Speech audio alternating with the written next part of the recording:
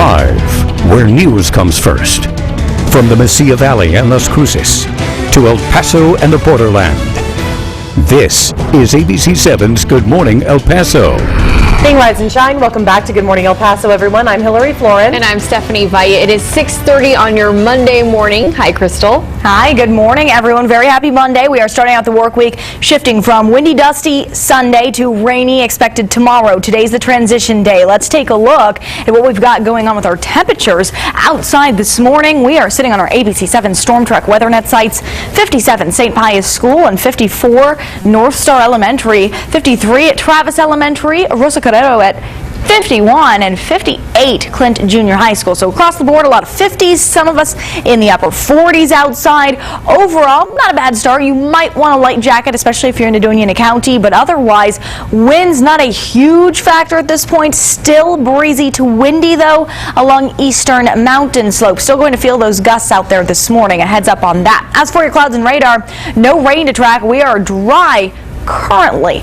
That all changes, though, as we move into tonight through to your Tuesday. We'll have the details on those rain chances with your future track model coming up. Looking forward to it. Thanks, Crystal. And now breaking news this hour. El Paso police are at a home right now in East El Paso trying to make an arrest. They confirmed that they are on the 3300 block of Itasca. This may be in relation to a man who threatened to shoot up Fort Bliss over the weekend.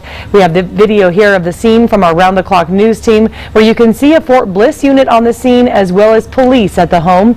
Our newsroom has been receiving messages from viewers about a possible threat to Fort Bliss. We called Fort Bliss Dispatch, who did not confirm the information, but did say the Public Affairs Office will address the situation a little later today.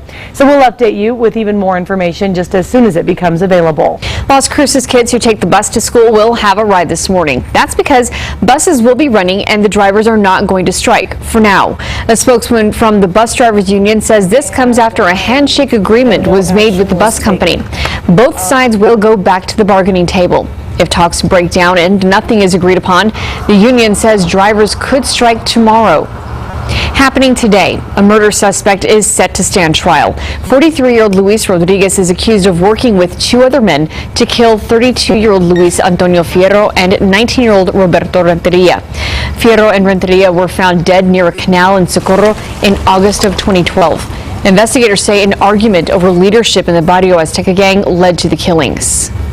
Firefighters have been up all night long after an abandoned building caught fire in far east El Paso. It started yesterday evening on the 12,700 block of Waco Club Road off of Rich Beam.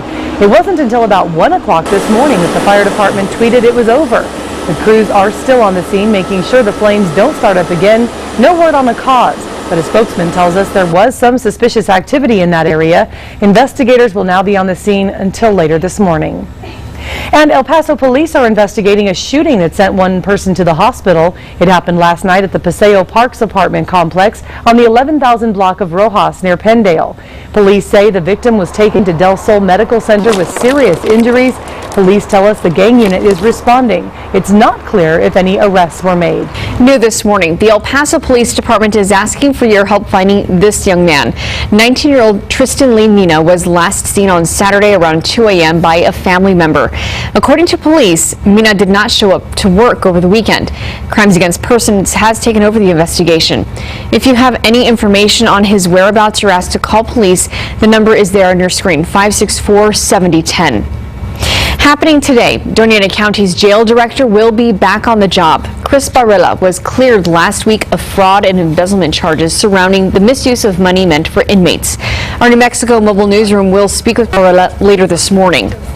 Police are still not identifying the man killed while crossing I-10. It happened on Saturday near the Porfirio Diaz overpass. Police say a 71-year-old man was walking across I-10 when he was struck by a car. Police say the driver was not able to stop in time. The pedestrian was taken to UMC where he later died. The name again not released since they have not been able to notify his family. City officials were in our studio last night talking jobs on ABC7 Extra. So what is being done to keep more El Pasoans here in town? One official says it's more than just bringing new jobs. Good morning, El Paso's Denise Olivas is live now with a recap. Denise. Good morning, Hillary. Last week, there was a major announcement from Fred Loya. It's bringing more than 500 jobs to the city of El Paso. Mayor Oscar Leeser says the city has approved financial incentives to companies like Fred Loya, which has put trust in El Paso to continue to invest and expand. According to the insurance company, the average starting salary will be around $30,000. Dave & Buster's, which opens today, is bringing 200 new jobs to El Paso. The city's economic managing director says developers are doing a fantastic job at bringing big market businesses like Dave & Buster's. He says that's the key to a city like El Paso.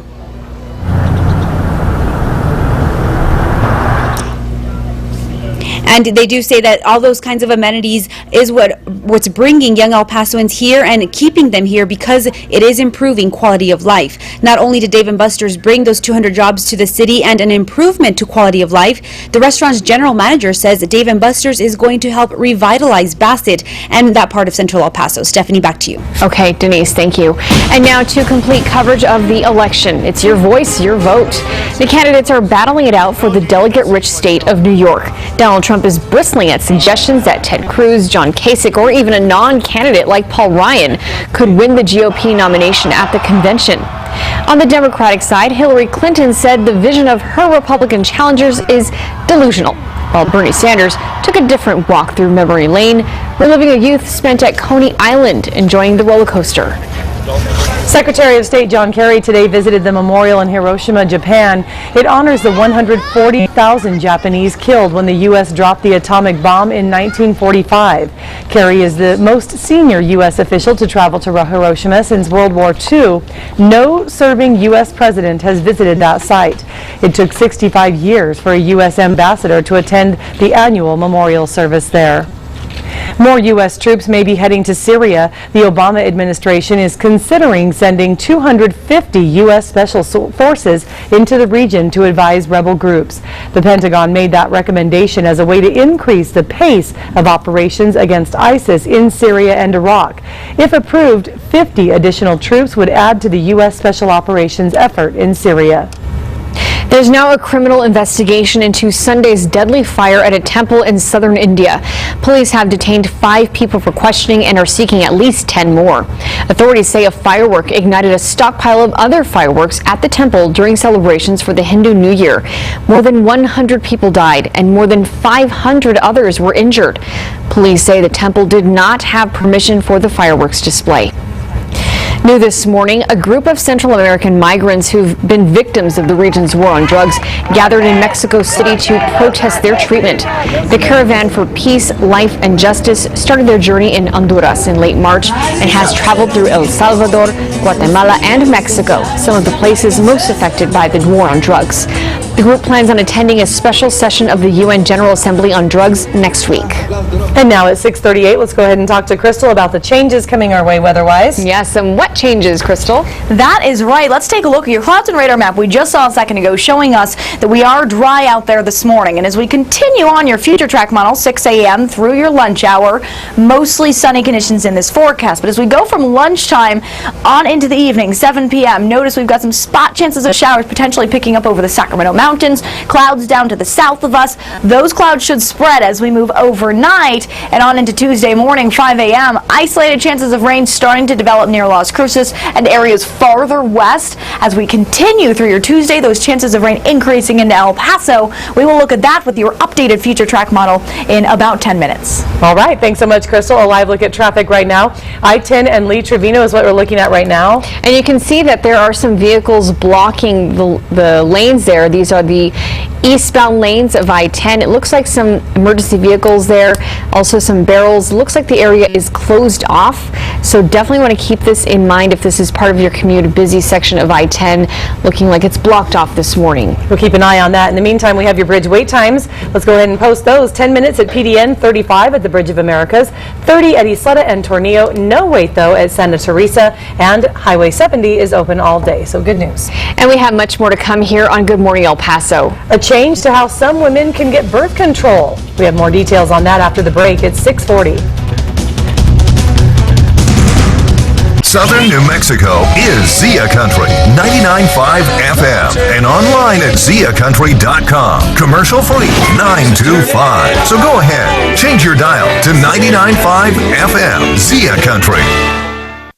I'm attorney Brian Longcar, the strong arm. I needed somebody to make me and my car claim feel important. I wanted someone who would pick up the phone when I called. With Brian Longcar, that's exactly what I got. I won't stop until I get you all the money you deserve. Hurt in a car wreck? Call him the strong arm. Hi, I'm Barbara Corcoran. To sell your home on time for the most money, you need a sharp agent with a marketing strategy that creates the most demand. Bottom line, you need a partner willing to put their own money on the line for you. In El Paso, I would hire Brian Birds. He attracts hundreds of buyers every week and creates so much demand that if your home doesn't sell on terms you agree to, Brian will buy it. Partner with the agent I trust. Go online or call and get your home sold. It's time for big savings on new Chevys during Rudolph Chevrolet's spring sale. This is big.